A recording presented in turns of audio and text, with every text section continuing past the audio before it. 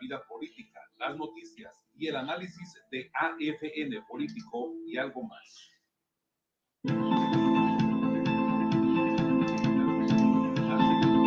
Es momento del análisis del acontecer nacional y regional, la vida política, las noticias y el análisis de AFN Político y algo más.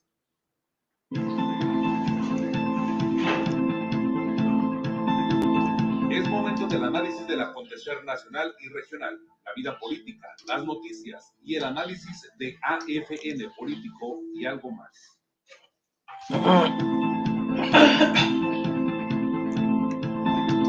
Es momento del análisis del acontecer nacional y regional, la vida política, las noticias y el análisis de AFN Político y algo más.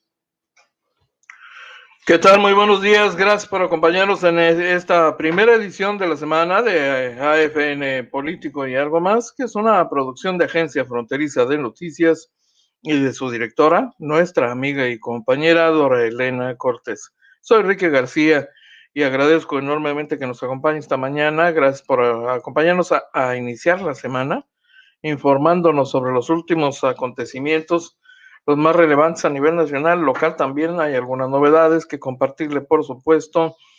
Yo saludo con mucho gusto a quienes empiezan a conectarse en este espacio. Está en el ámbito de lo electoral la renuncia de la secretaria de Honestidad y Función Pública de Gobierno del Estado, Vicenta Espinosa, quien, como hemos comentado en el pasado, pretende participar en el proceso interno de Morena para buscar la candidatura a la presidencia municipal.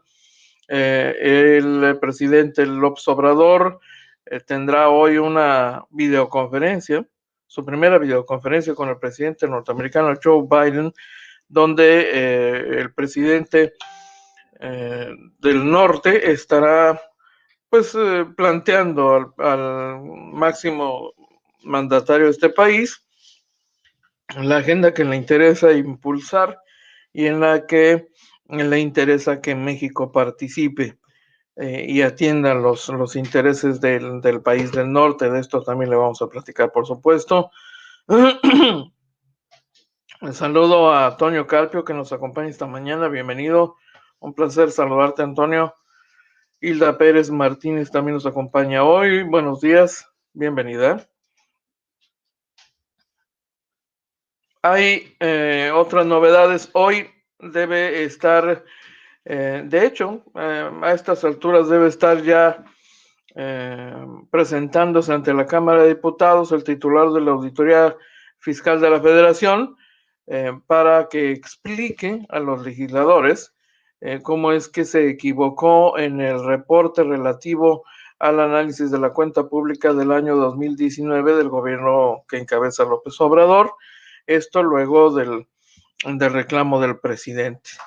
De esto y más, por supuesto. Leti Flores, bienvenida. Buenos días, un placer saludarla, Leti. Bueno, entramos en materia. Mire, quiero decirle que el presidente de los Estados Unidos habrá de platicar en un rato más. Debe estar a punto de iniciar una videoconferencia con el mandatario, con su homólogo norteamericano Joe Biden. Y lo que le puedo anticipar de lo que tratarán en esa videoconferencia ha sido evidentemente filtrado por funcionarios de la Casa Blanca en las últimas horas. El gobierno de los Estados Unidos está muy interesado en apoyar los esfuerzos de vacunación en México y será uno de los temas a tratar, pero no el único.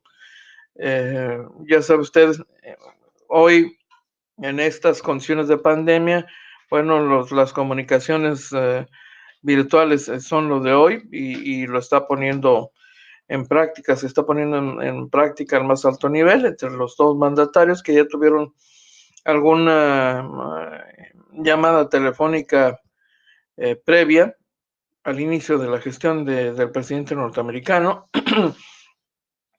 Y según especificó un funcionario de la Casa Blanca, cuyo nombre es omitido, ¿no? Piden en condición de anonimato, lo que es una práctica común, le quiero decir, que ya sea en el Departamento de Estado o en la Casa Blanca, funcionarios aceptan platicar con los reporteros con esa condición de anonimato para, o cuando tienen el interés de hacer saber algún tema de la agenda del presidente de los Estados Unidos que desean que se difunda. Es el caso, según este reporte que le comparto, Estados Unidos estaría considerando, y esta es quizá la parte más interesante que nos puede atraer a quienes vivimos en frontera. Aparentemente la administración de Joe Biden estaría considerando avanzar y apoyar a México en su campaña de vacunación. Suponemos porque no hay más datos precisos, suponemos que haciendo llegar una buena cantidad de vacunas para los mexicanos, porque es una prioridad reactivar la economía y agilizar los cruces fronterizos y eliminar las restricciones que hay hasta este momento, que han venido predominando durante ya por lo menos medio año o un poco más de medio año. No podemos abrir las fronteras con México y Canadá si los dos países no han controlado la pandemia, dijo este funcionario que le comento. Luego de recordar el impacto del cierre para las economías de los dos países por la conexión y el intercambio comercial que existe. No es el único tema, desde luego, sí es un tema importante. Está el tema de la migración, está el tema de el control de la migración, está el tema de la seguridad nacional, y en el contexto del tema de la seguridad nacional, estaría hablándose en un primer acercamiento de replantear el llamado Plan Mérida, que es un plan, un convenio de colaboración que existe entre los Estados Unidos y México desde hace algunos años, mediante el cual el gobierno norteamericano coopera con una inversión importante, por ejemplo, en equipamiento para los cuerpos de seguridad mexicanos, en tecnologías para las corporaciones policíacas al más alto nivel, específicamente las enfocadas al combate de la delincuencia organizada, y luego de la ley, de la reforma que aprobó nuestro país para vigilar y limitar la presencia de policías norteamericanos en México. Evidentemente la reacción del gobierno norteamericano fue de sorpresa, fue de desagrado. Hoy el gobierno del presidente Joe Biden estaría considerando replantear entonces el esquema y, según las palabras de este funcionario de la Casa Blanca, dice, tenemos que evolucionar nuestra cooperación igual que los grupos criminales han evolucionado. El Plan Mérida es uno que en su tiempo fue la decisión y el plan correcto, pero hay una disponibilidad y voluntad para sentarnos con el gobierno mexicano, tener una conversación como aliados y con intereses mutuos para desarrollar una estrategia que sea más eficaz. En los temas de seguridad, quedó explícito que se hablará del tráfico de armas desde Estados Unidos a México y de las estrategias y coordinación para frenar el lavado de dinero, el contrabando de drogas y otras actividades criminales para los que, dijo, hace falta una perspectiva integral. Le recuerdo que la relación y el clima de cooperación entre ambos países quedó lastimado, así se sintieron los norteamericanos, quedó lastimado luego de la decisión que tomó el gobierno mexicano de exonerar al exsecretario de la Defensa Nacional, el general Salvador Cienfuegos, bajo el argumento, y lo vimos todos los mexicanos, de que el expediente que le inició al general Cienfuegos el gobierno norteamericano no tenía de verdad prueba alguna para sostener las afirmaciones de que el exfuncionario federal estaba coludido con el narco, protegía los intereses del narco y trabajaba de alguna manera para proteger esos intereses del narco. Está el tema de la seguridad nacional. Y dice el funcionario de la Casa Blanca, retomo la declaración que hizo, el foco está en los intereses de seguridad nacional de Estados Unidos, no en guardar rencores insignificantes. Fue una respuesta específica a la pregunta sobre cómo queda la relación entre el presidente mexicano López Obrador y el presidente Joe Biden, considerando la estrecha relación que hubo entre el mandatario mexicano y el expresidente republicano Donald Trump, así como la tardanza del presidente López Obrador en reconocer la victoria electoral de Biden. Entonces el funcionario decidió esquivar la pregunta, no entrar al fondo del tema, y esta frase que me parece muy interesante señala que el foco está en los intereses de seguridad de Estados Unidos, no en guardar rencores insignificantes. Buen entendedor, pocas palabras, generó rencor, pero no mucho, ¿no? Estamos aquí traduciendo al funcionario de la Casa Blanca que habló bajo condición de anonimato. Dice el funcionario que los dos líderes comparten una visión claramente orientada a la acción, algo que se espera que rinda frutos, especialmente en el tema migratorio. Para dejar clara la importancia de la relación, el oficial recordó que López Obrador fue justamente la segunda llamada hecha por el presidente norteamericano a un líder internacional. El presidente Biden está deseoso de continuar su conversación con el presidente López Obrador y reafirmar la alianza duradera entre Estados Unidos y México, subrayando la importancia del respeto mutuo y remarcando el extraordinario lazo que Estados Unidos y México tienen en historia, geografía y cultura, resumió el funcionario de la Casa Blanca. Temas a considerar y para tener presentes justo cuando estamos a algunos minutos de que se lleve a cabo la videollamada entre los dos mandatarios. Armando Fidel Ramos Hernández, buen día, bienvenido.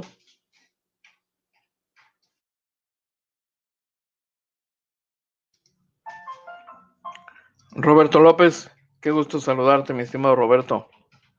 Un placer. Don Julio Omega Rodríguez, bienvenido, gracias, buen día.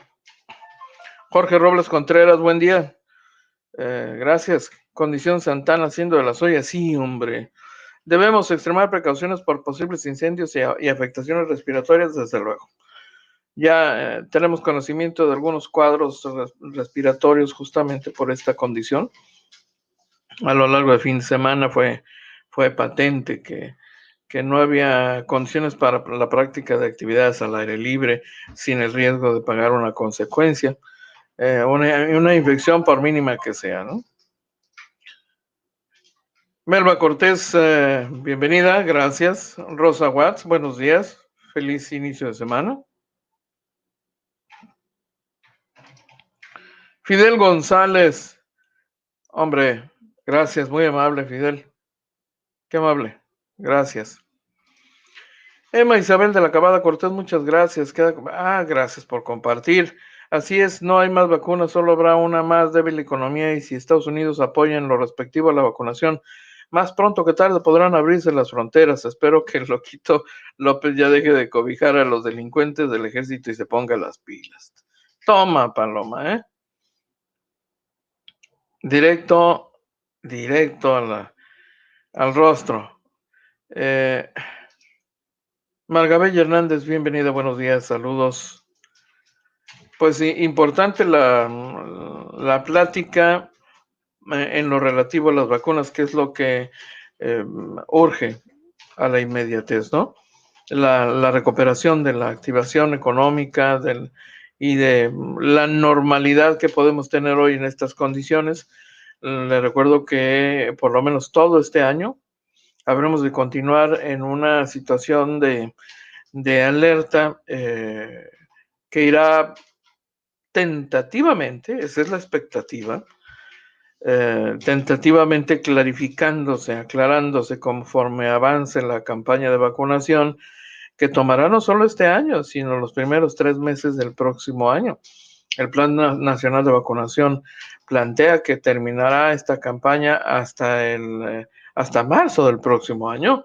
Ha iniciado un poco antes esta vacunación a fines de enero, y sin embargo, bueno, la velocidad en el proceso de vacunación ha sido muy, muy lenta, debido en parte a la poca disponibilidad del producto.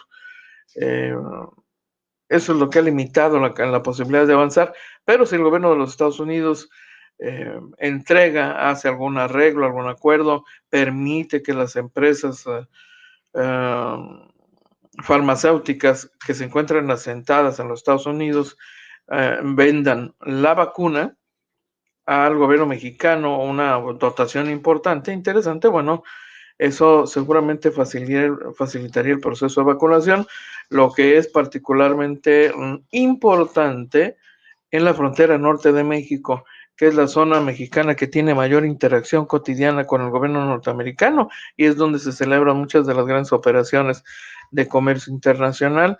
En el caso de la frontera con México-Estados Unidos, claramente una de las más importantes pues es la frontera de California y Baja California. Entonces, nosotros seríamos beneficiarios, por así decirlo, de la más pronta vacunación en nuestra entidad, aunque suponemos que el gobierno del presidente López Obrador haría un reparto de las vacunas que pudiera entregar el gobierno norteamericano según su propio criterio. Bueno, Baja California alcanzaría a recibir una cantidad importante, significativa.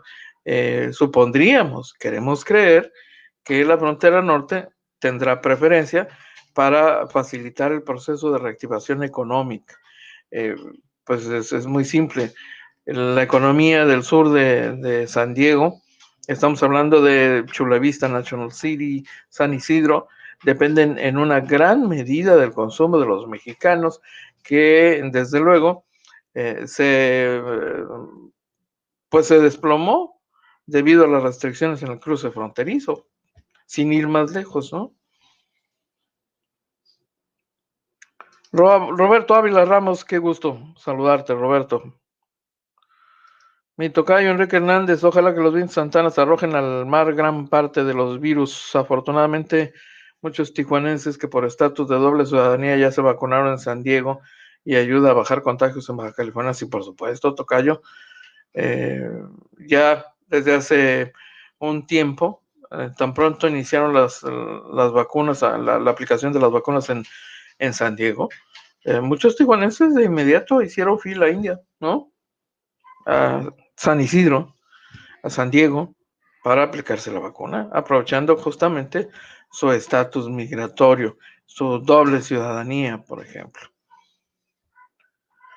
Pues es una característica que solo se da, o que regularmente y mayoritariamente se da en la frontera, donde tenemos una historia compartida y incluso historias familiares que vienen del origen del nacimiento del rancho de Tijuana y bueno, desde los tiempos de la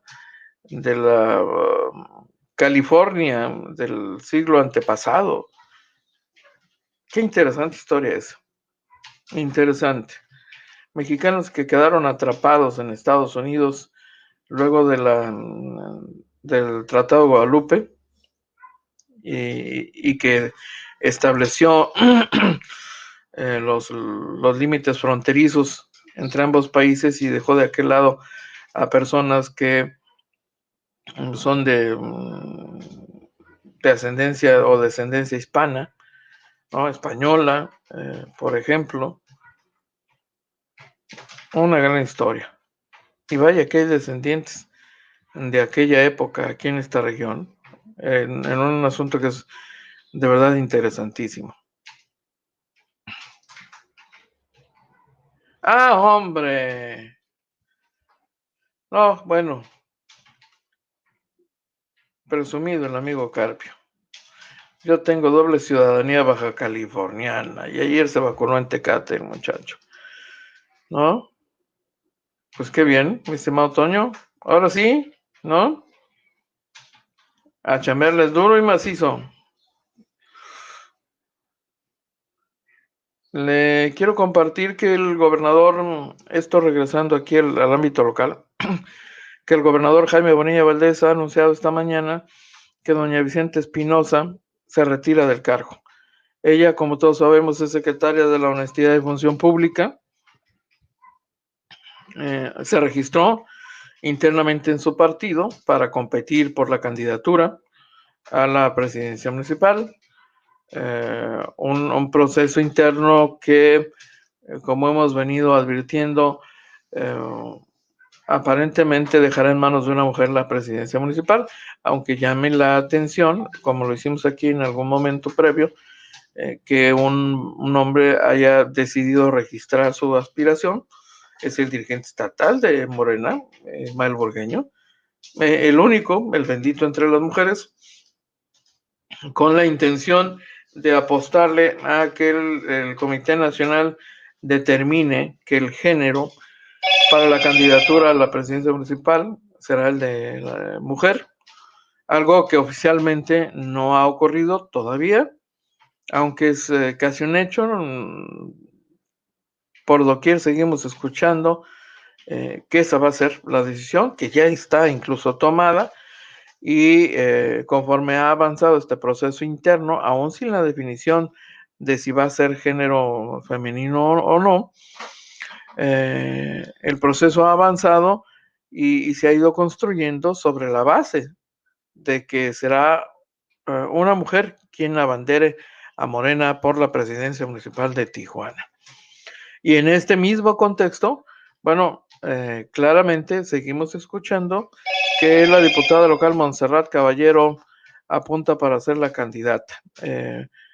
Según las justificaciones que se dan dentro de Morena, es decir, algunas mediciones que se habrían llevado a cabo ya para medir la presencia y otros atributos de los aspirantes o las aspirantes a la candidatura. Pero este proceso todavía no termina. Así que, por lo pronto, doña Vicente Espinosa tiene derecho a retirarse para participar de lleno en ese proceso interno y lo que sucedería a continuación en caso de quedar fuera de la posibilidad, pues sería su regreso al cargo, ¿no? De la Secretaría de Honestidad y Función Pública. No creemos que vayan a designar de manera definitiva un nuevo titular, entonces ya veremos, ¿no? Es precandidata registrada, ese es un hecho. Lori Morena, la licenciada Vicente es la precandidata más preparada para dirigir los destinos de Tijuana. Los demás solo persiguen un ego protagónico, irresponsable, que sin preparación deseen dirigir Tijuana. El asunto, Lori, pues es que cualquiera de ellos responderá que los estatutos le dan la posibilidad de participar. El que quiere puede participar, levantar la mano y el partido decidirá a quién postula. Ese es el asunto.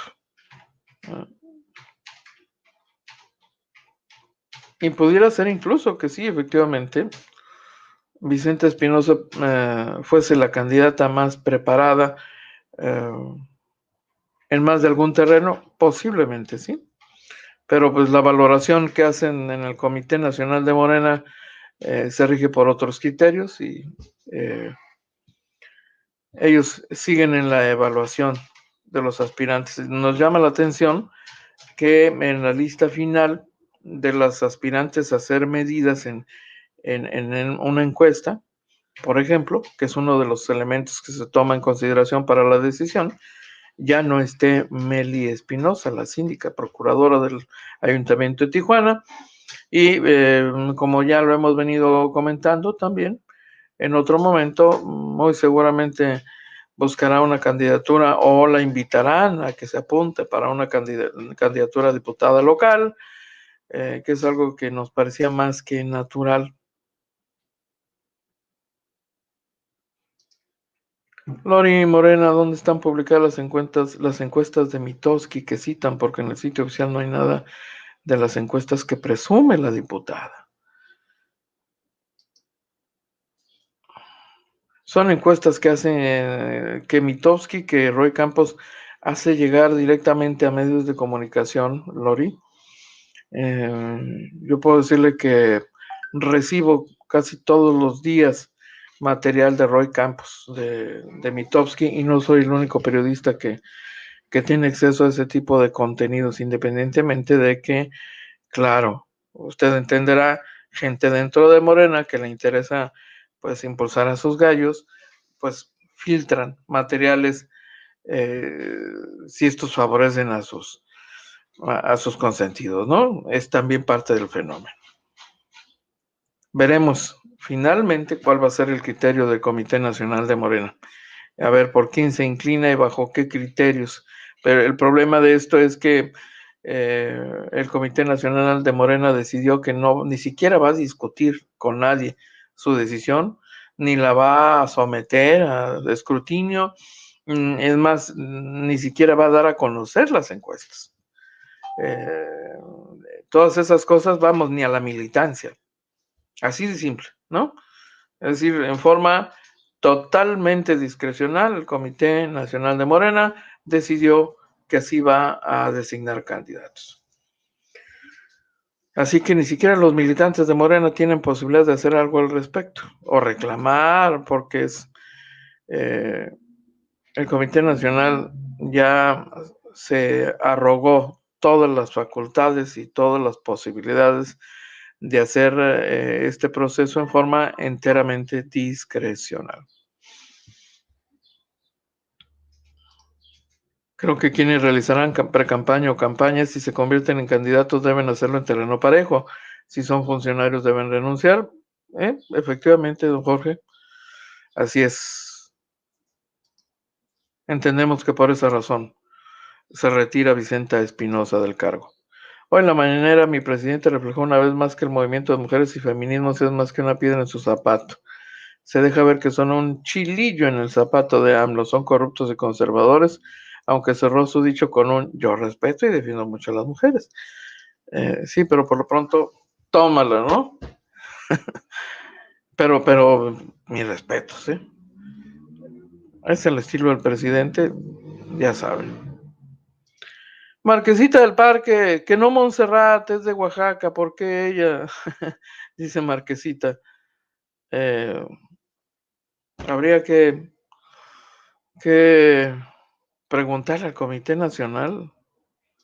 El asunto, como digo, es que el Comité Nacional ni siquiera está dispuesto a discutir o profundizar o ampliar la información sobre esto. Así de simple.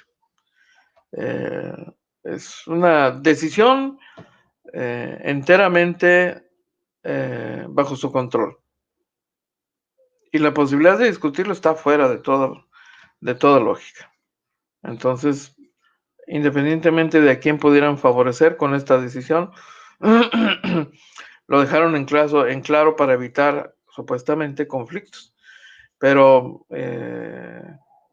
pues los conflictos no han faltado desde el inicio de la gestión de Mario Delgado, quien ha enfrentado complicaciones severas al interior de Morena en este proceso de designación de candidatos a las gobernaturas. Y ahí está el caso de Félix Salgado Macedonio en el estado de Guerrero, que aparentemente ya quedó fuera de la posibilidad de ser candidato luego de las acusaciones de violación que hay en su contra.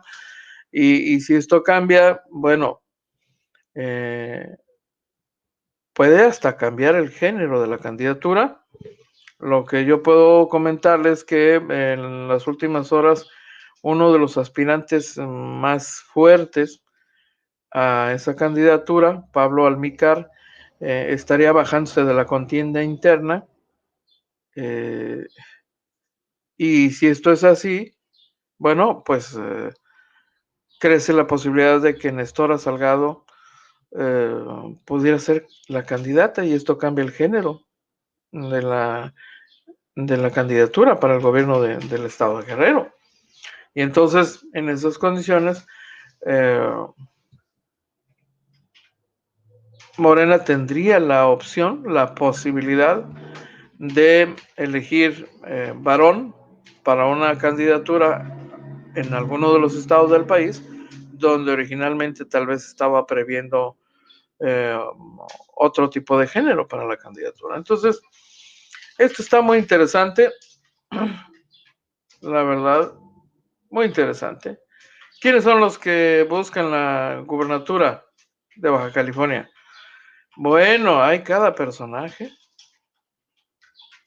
Vaya que hay cada personaje. Pablo Amílcar Sandoval se retiró la madrugada de este lunes, se retiró del proceso interno de Morena, y esto cambia el panorama, por supuesto. Lo hizo a través de un comunicado de prensa. Este hombre, que es hermano de la actual secretaria de la Función Pública, Irma Heréndira Sandoval Ballesteros, informó en su cuenta de Twitter que se retiraba del proceso interno de su partido, pero que desde cualquier trinchera estará impulsando la Cuarta Transformación. Luego del anuncio, estos son algunos de los políticos que buscan la candidatura de Morena en Guerrero, partido que encabeza las preferencias y que seguramente estará gobernando después de junio. Adela Román, la alcaldesa de Acapulco. Ella levantó la mano en septiembre del año pasado. Sin embargo, tras el registro de Salgado Macedonio, Adela se registró como candidata a la alcaldía del puerto para reelegirse en el cargo. Luis Walton Aburto, exalcalde de Acapulco, ha sido senador, diputado y ha ocupado diversos cargos en Guerrero.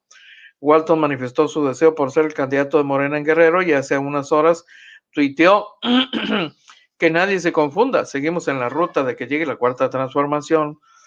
Nestora Salgado, la mujer o una de las figuras más controversiales, fue defensa. ¿Se acuerda usted de la aparición de los grupos llamados grupos de autodefensa? Bueno, pues ella perteneció a uno de estos grupos de autodefensas y fue incluso señalada por secuestro en Guerrero. Ella levantó la mano por la candidatura de Morena en Guerrero en cuanto se la quitaron a Salgado Macedonio. Ya es tiempo de que una mujer de lucha social fuerte y sobre todo que venga del pueblo gobierne Guerrero. Con el acompañamiento del pueblo levanto la mano para encabezar la 4T en mi estado y sentar las bases para un Guerrero más próspero, justo e igualitario. Es lo que publicó este fin de semana Nestora Salgado en redes sociales, en sus redes sociales. El propio Félix Salgado Macedonio, le recuerdo, no ha perdido el derecho a registrarse de nueva cuenta para ser evaluado en este proceso. Pero bueno, tienen tiempo todavía en Morena.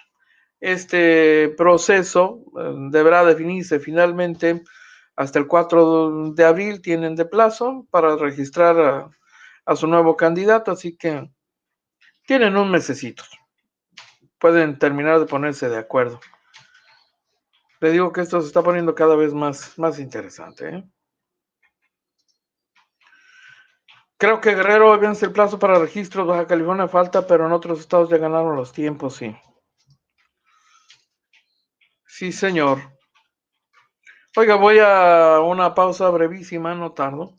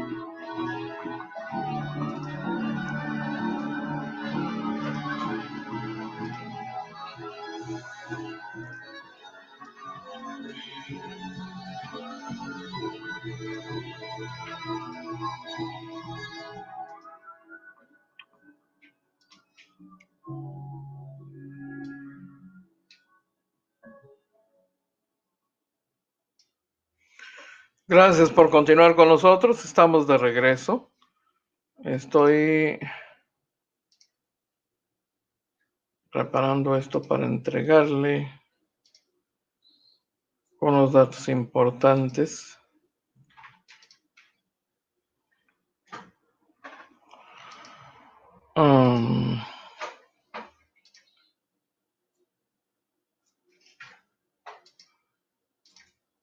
Vamos a ver.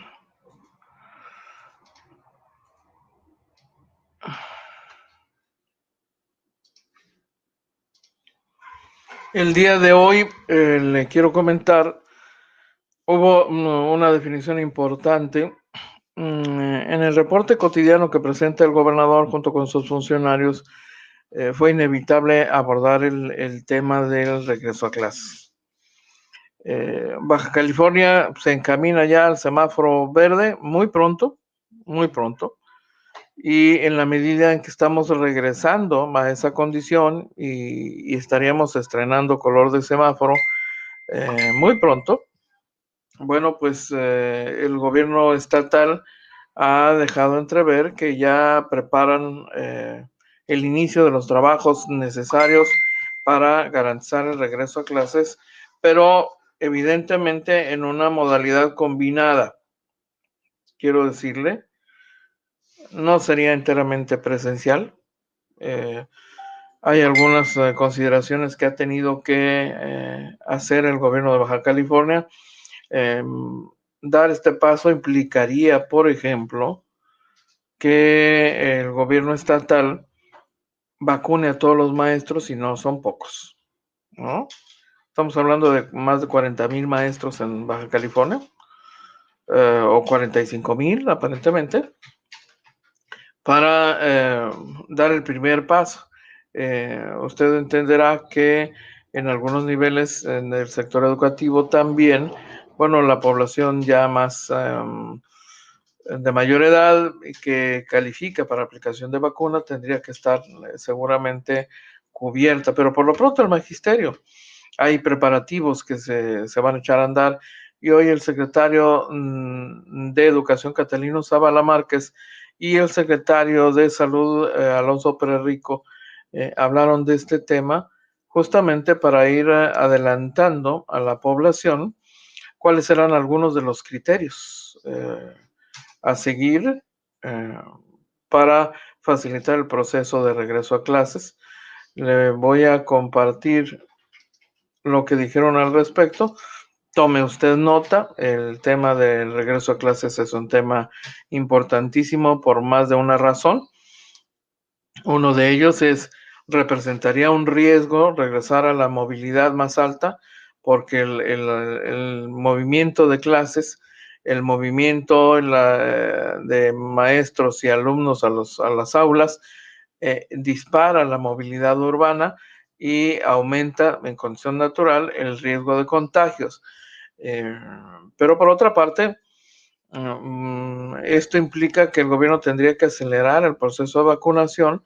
Se convierte en un sector de primer orden, estratégico, prioritario, el de los maestros a ser inmunizados con las vacunas que estarán llegando. Y por eso nos pareció importante compartirle este dato, este reporte específicamente. A continuación, aquí lo tiene, mire usted. Doctor, como ves, ya cómo vamos con la preparación, protocolos, para cuándo tendríamos, que si te acercas un poquito, doctor, el tema de vacunas, como lo anunció el presidente de la República, Andrés Manuel López Obrador, los maestros se vuelven prioritarios para el regreso a clases y tendremos que iniciar con este programa. ¿Cómo ves, doctor? Sí, así es como lo está comentando, secretario, y anunciando a la población precisamente de Baja California. El estado de Baja California, por indicaciones del titular del Ejecutivo, inicia preparativos ya en forma expedita y formales, precisos para implementación de del reinicio de clases presenciales en Baja California, pero va a ser mediante dos mecanismos. Uno, tanto educación como salud, vamos a trabajar sobre el protocolo específico. Ya hoy vamos a tener precisamente una mesa de trabajo entre las dos secretarías para precisamente hacer ese regreso seguro. Contempla muchas cosas, contempla días alternados, contempla vacunación a maestros, contempla los procesos que se dan en las escuelas, tendrían que modificarse para que sean seguros, que sean salud, que sea un tema de salud y obviamente que se cumpla con la currículum educativa. Muy importante lo que comenta el secretario. Esta es una iniciativa que ya se viene trabajando tanto en iniciativa privada como pública de la academia, y en este sentido lo vamos a hacer. Entre esta semana, entre miércoles y jueves, les presentaremos los tiempos fatídicos, tentativamente las fechas. No inician todas las escuelas, esto es algo muy importante, como bien señala el secretario de Educación. No inician todas las escuelas, inicia un proyecto ensayo, van a ser no más de 2 escuelas por municipio. Este es tentativamente lo que traemos ahorita.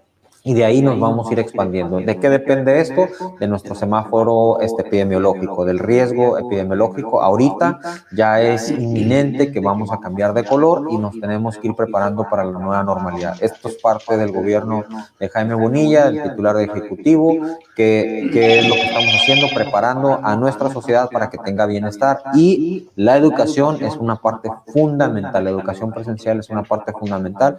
Lo felicito porque creo que somos el primer lugar de educación a distancia. Eso es algo muy favorable y pioneros en el estado, y eso es gracias al buen secretario Catalino Zavala. Pero eso es lo que tenemos. ¿Qué va a pasar en el estado de Baja California? Antes que se termine este mes, tentativamente estamos planteando el reinicio parcial, programado, seguro, lento, muy monitorizado, de clases presenciales en por lo menos 2 instituciones educativas por municipio, y de ahí empezar a expandir. Si todo sale como lo estamos planeando, que sea seguro, que sea un protocolo de seguridad sólido, concertado entre educación y salud, vamos a expandir. De otra forma, nos quedaremos ahí o cuidaremos a nuestra población.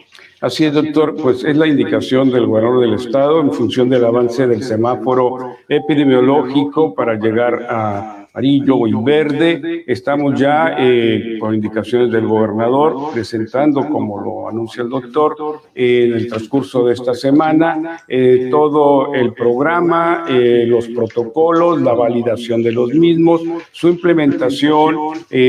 Salud pues nos va a indicar todo el programa de vacunación que tiene que ver al magisterio, a los maestros y maestras, y en función de eso estaremos anunciando esta semana el programa y la gradualidad del mismo en Baja California. Muchas gracias, doctor. Gracias. Esa es una noticia. Bueno, pues ahí tiene usted el reporte de los 2 secretarios, de integrantes del gabinete de Jaime Bonilla Valdés sobre este tema importante, un tema importante sin duda.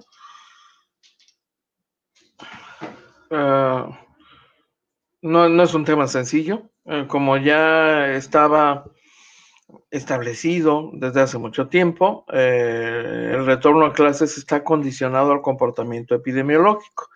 El país, en términos generales, tiende a la baja en la cantidad de contagios, y en algunas zonas donde hay semáforo verde ya hay un regreso a clases, pero se entiende que son zonas que por sus características geográficas y su baja densidad de población hace factible volver a clases pronto. La cantidad de contagios es muy reducida. La recuperación, digámoslo así, ha sido muy temprana en algunos de estos lugares, muy poquitos todavía. Chiapas es uno de esos lugares, pero en la medida que avanzamos al semáforo verde, es comprensible que el gobierno del estado, que sigue sus propios criterios, como muchos otros estados, finalmente inicie los preparativos para el regreso a clases. Habrá muchos padres de familia que estarán hincados y rezando seguramente a estas alturas, viendo con emoción que se acerca la fecha en que van a poder mandar a sus chamacos a las escuelas y dejar de sufrir, porque vaya que han sufrido, y no son pocos los casos de padres de familia que tienen complicaciones serias. Se les ha complicado la vida tener que lidiar con los esfuerzos por sobrevivir, mantener sus empleos y aparte atender a los hijos en casa, convirtiéndose prácticamente en maestros o auxiliares de maestros. Imagínense lo que todo esto ha generado, usted seguramente lo entiende muy bien, independientemente de los beneficios que esto ha reportado en un mayor acercamiento y comunicación entre padres e hijos, pero y también ha habido un costo ahí, ¿no? Y hay muchos padres que esperan con ansias el momento del regreso a clases, pero no se entusiasmen demasiado, porque esto no ocurrirá en un 100%, no habrá apertura total, y será conveniente estar alertas a conocer el esquema concreto que van a aplicar de manera conjunta la Secretaría de Educación del Estado, la Secretaría de Salud. 2 planteles por ciudad y la modalidad mixta, ¿no? Presencial, alternada, parcialmente en línea, en base a qué criterios van a definir estos modelos, estas formas de retomar los estudios, es algo que van a dar a conocer en breve, ya lo escuchó usted, por eso nos pareció importante compartirle el anuncio que han hecho hace algunos momentos. Estuvieron ahí hace que cosa de 40 minutos, una hora cuando mucho, cuando hicieron esta precisión, este reporte, durante la transmisión del gobernador. El maestro Salvador Cortés, qué curioso, nunca me lo hubiera imaginado que estuvieran preparando el regreso a clases. Pues sí, efectivamente, ¿no?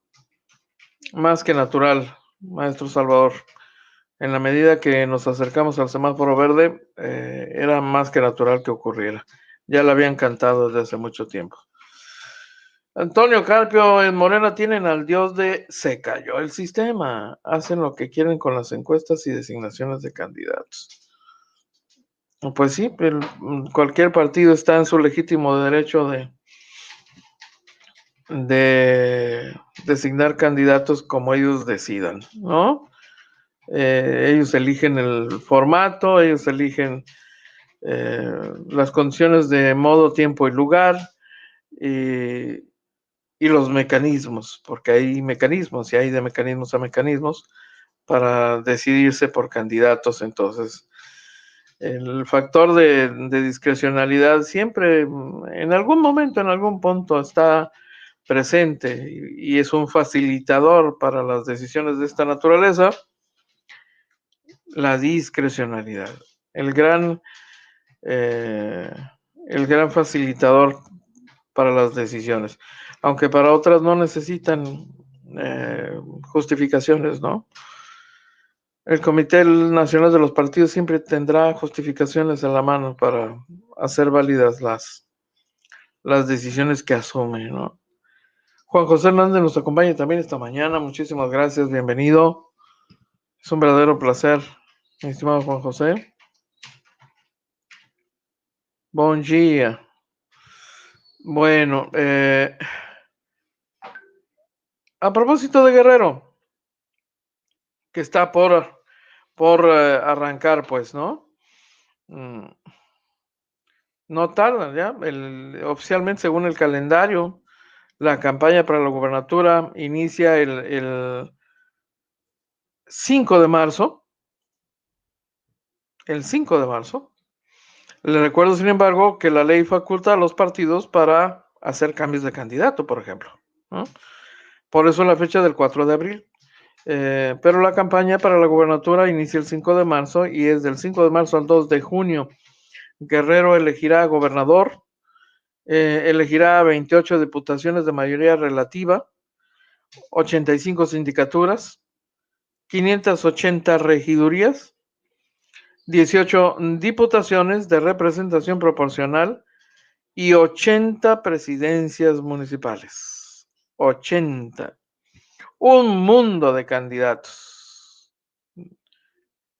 Estos son los cargos, pero pues depende de la cantidad de fuerzas políticas que participen, pues nada más multiplique esta misma cantidad por la cantidad de partidos competidores en este proceso electoral.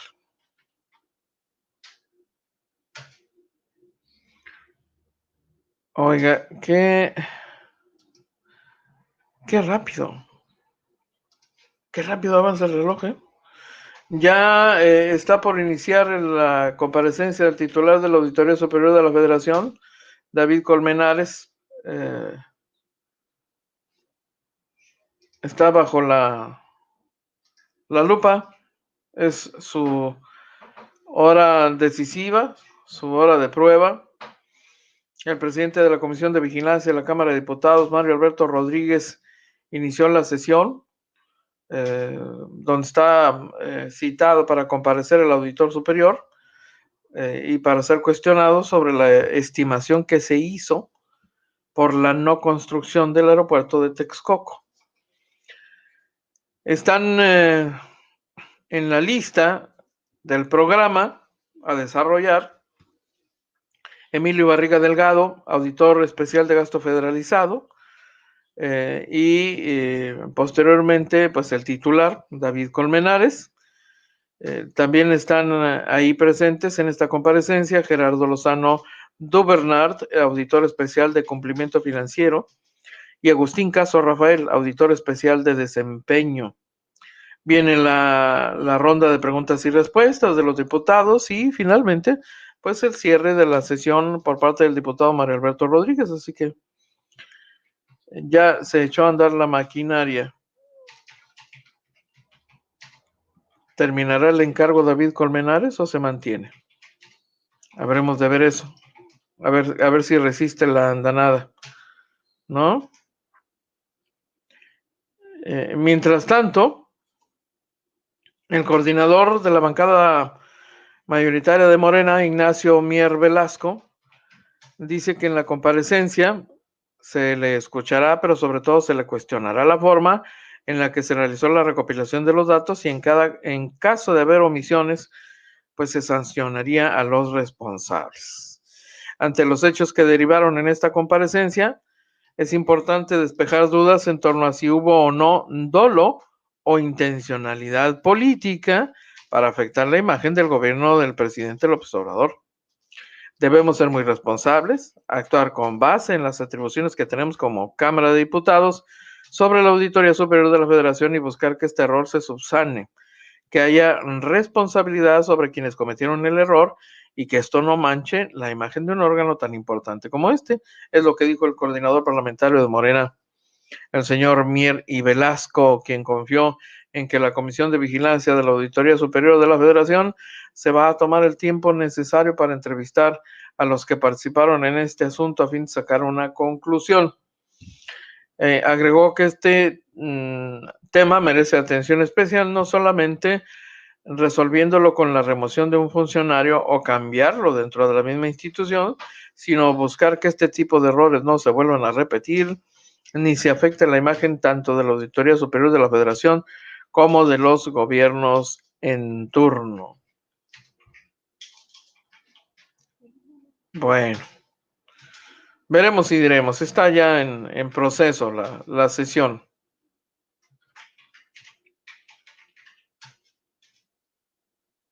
Oiga, esto es de carácter internacional, pero interesante, porque acredita cómo en otros países un mandatario o la intocabilidad de un mandatario está fuera de toda discusión, ¿no? Si alguien es encontrado culpable, pues simplemente va a prisión. Con independencia de que los intereses en torno a una figura tan alta en el entramado del poder público puede generar protección y hasta impunidad. Lo cierto es que es más común que veamos que un mandatario es enjuiciado y que incluso va a prisión, y algunos, antes que tocar la prisión, prefieren suicidarse, como ya vimos en el caso de los escándalos de Odebrecht, ¿no? De la constructora brasileña que también habría promovido o habría participado en actos de corrupción en nuestro país. Bueno, pues el expresidente de Francia, Nicolas Sarkozy, ha sido condenado a 3 años de prisión por corrupción. Fue condenado hoy justamente a 3 años por corrupción y tráfico de influencias, luego que un tribunal en París lo halló culpable de estos cargos. Sarkozy tendrá que aceptar al menos 1 año de prisión de los 3 a los que fue condenado. El tribunal dice que el exmandatario tendrá derecho a solicitar permanecer detenido en su casa con un brazalete electrónico durante los 2 últimos años de su condena. El Tribunal de París dictaminó que hubo un pacto de corrupción entre el mandatario, que hoy tiene 66 años, ¿no?, y su abogado habitual, Thierry Herzog, y el exmagistrado Gilbert Asibert, que fueron condenados a la misma pena. El político, que fue presidente de Francia de 2007 a 2012, fue condenado por tratar de obtener ilegalmente información de un magistrado de alto rango en 2014 sobre una acción judicial en la que estuvo involucrado. Sarkozy enfrentará otro juicio a finales de este mes junto con otras 13 personas acusadas de financiamiento ilegal de su campaña presidencial de 2012. Así que sentenciado a 3 años de prisión, eventualmente con la posible facilidad de vivir 2 de los 3 años, los últimos 2, en prisión domiciliaria y con brazalete electrónico. Pues bueno, no deja de ser prisión en jaula de oro, no deja de ser prisión su casa. Qué interesante cómo puede cambiar la circunstancia, ¿no? Siendo la casa, siendo su recinto personal, lo que le permitirá disfrutar de todas las ventajas habidas por haber. Finalmente el hecho de permanecer encerrado como si fuera pandemia, ¿no? Permanecer encerrado 2 años sin poder salir. No deja de ser una condena severa.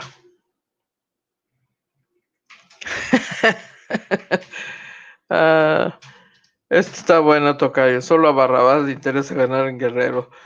Toda una papa caliente, tráfico, las minas, la trata y paro de contar, pues nomás para abrir boca, tocayo, porque Guerrero efectivamente es el escenario de grandes complicaciones y de intereses involucrados en un montón de cosas. Guerrero ha sido escenario de luchas incluso armadas, y hay comunidades rudas en Guerrero, ¿no? No podemos olvidar que en el estado de Guerrero ocurrió la desaparición, suponemos que matanza, de los 43 de Ayotzinapa. Pero también está el caso de las operaciones de la industria minera que trabajan en coordinación con el narco o acotadas por el narco porque les hacen pagar derecho de piso. Y hay empresas mineras extranjeras que prefieren acordar con los delincuentes que con el gobierno, porque el gobierno, pues sí, les puede exigir, les puede castigar, pero los narcos los matan. Entonces, evidentemente quienes tienen la autoridad por encima de la autoridad legalmente constituida, de facto tienen la autoridad los delincuentes, los grupos delictivos de alto perfil.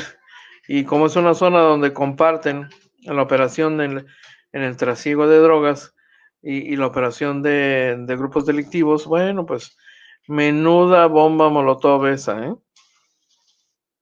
Si aquí nos quejamos por el incidente de hace algunos días en Mexicali, donde por cierto no ha habido gran cosa, según el reporte que entregó la Fiscalía General del Estado en una conferencia de prensa que el viernes, no hay avance significativo, de verdad significativo, no hay gran cosa sobre esta incursión armada de un grupo de sicarios provenientes de Sonora que a bordo de 10 vehículos, imagínense nada más una caravana de 10 vehículos llena de malandros armados hasta los dientes que llegaron a hacer algunos ajustes de cuenta en Mexicali, a matar gente en un par de viviendas y secuestrar integrantes de alguna de las dos familias, y se regresan a Sonora y no pasa nada. Entonces, allá, para empezar, uno de los dolores de cabeza es el Grupo de Guerreros Unidos, ha sido uno de los dolores de cabeza, ¿no?, en aquella zona. Caray, en fin. Oiga, ya se nos fue el tiempo. Sí, ya se nos fue el tiempo. Yo quiero agradecer a Jesús Ramos Zúñiga Barrera, Alfredo Valle, Juan Cabuto, José Pastroncoso Espinosa, Fidel González, María Teresa Álvarez González, Lala Treviño, José Oroxoma, por acompañarnos. Norma Martín nos acompaña también, bienvenida. No hay gobierno que los controle porque no quieren. Porque no quieren. Porque se benefician de esa relación, Normita. Enrique Hernández, Juan José Hernández, Antonio Carpio, Salvador Cortés, Marquesita del Parque, Jorge Robles Contreras, Lori Morena, también nos acompaña Antonio Carpio, Hilda Pérez Martínez, Leti Flores, Armando Fidel Ramos Hernández, Roberto López, Julio Omega Rodríguez. Gracias a todos ustedes. Nosotros regresamos en punto de la 1 de la tarde para la segunda edición de AFN Político y algo más. Y disfrute su mañana, su cafecito. Si ya desayunó, si no ha desayunado, este es el momento. Nos vemos en un rato más. Pásela bien. Y es todo por hoy. Lo invitamos para que nos siga de lunes a viernes, de 2 a 1 de la tarde, por este canal. Agencia Fronteriza de Noticias es el portal de noticias más influyente y que